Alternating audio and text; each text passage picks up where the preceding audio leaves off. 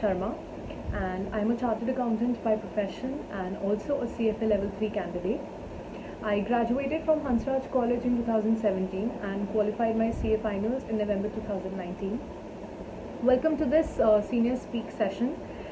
Before we begin, a huge shout out to the Spark Society of Hansraj College for initiating this and organizing this so well. So let's begin. So while CA is a very wholesome course because you learn about different avenues like taxation, auditing, accounting standards, and also finance, but CFA is one course which is very relevant for a person who wants insights into hardcore finance. So I would definitely recommend that person.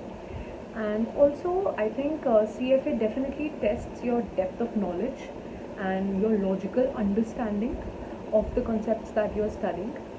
So what excited me was that I'll get to do a lot of analysis about so many financial concepts, and that is why I thought why not to add one more knowledge database to my portfolio, and so that is why I thought of pursuing CFA along with CA. So pursuing CFA along with CA during my articleship has definitely helped me because now I am better able to understand a part of the financial statements, and I'm actually able to practically implement and apply the financial concepts that I've studied in theory.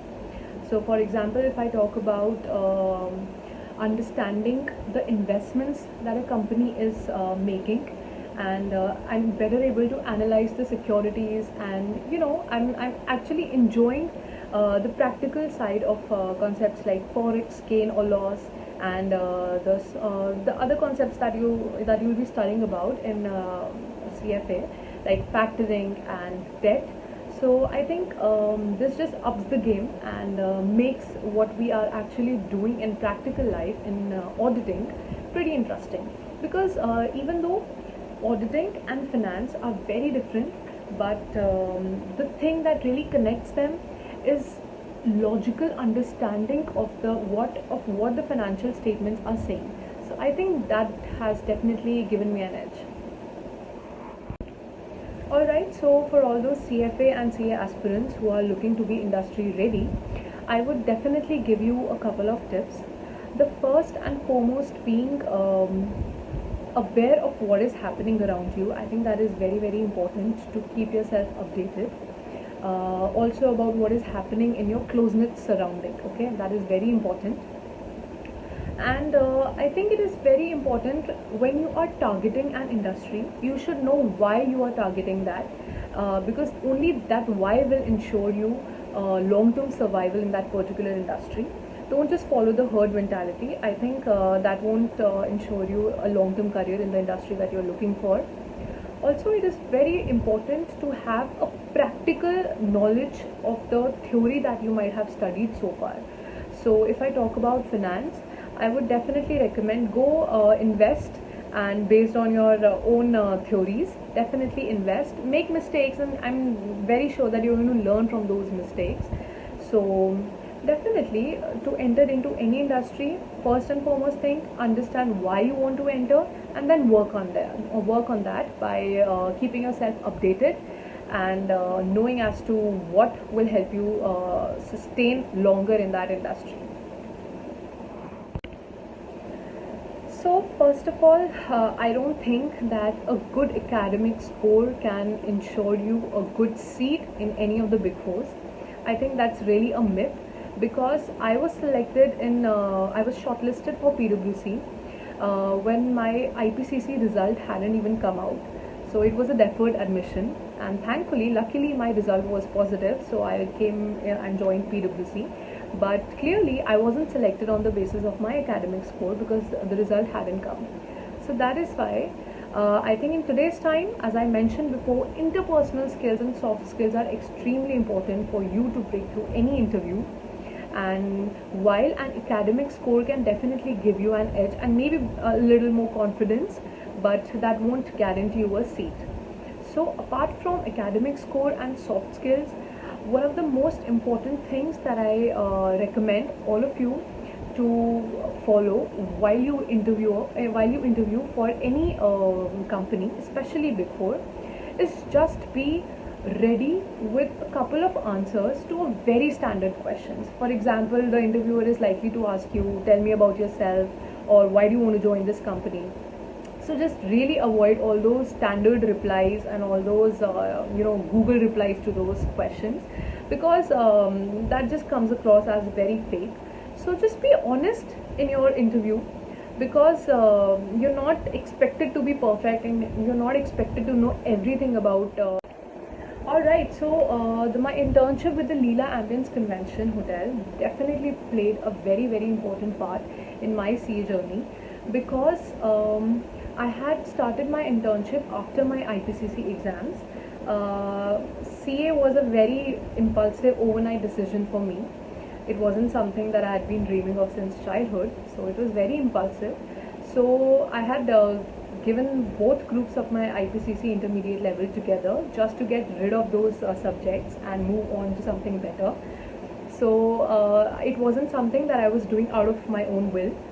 So after my IPCC exams were over and just before my results, in those couple of weeks period, I started my internship with the Leela.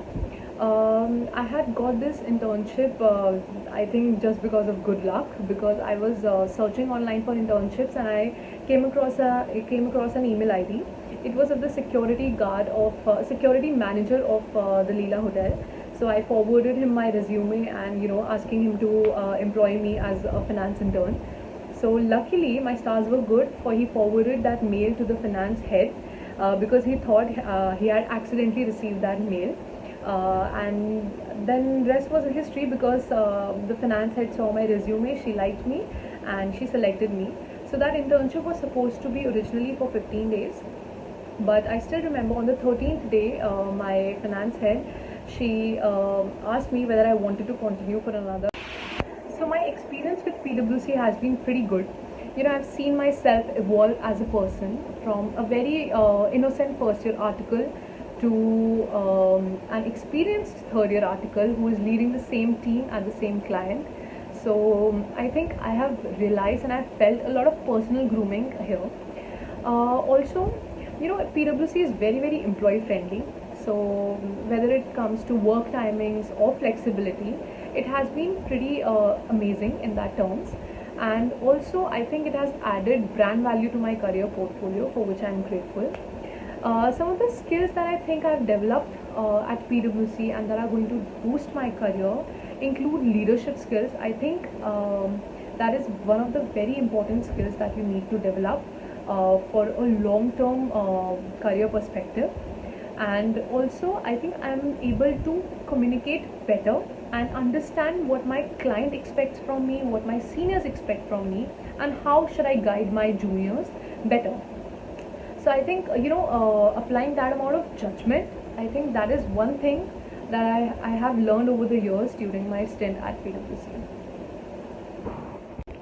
So I think failures are a part and parcel of life. You shouldn't really take it too hard, and just move on from those, because I don't think there is anything that is going to hold you back as long as you decide that you have to achieve something.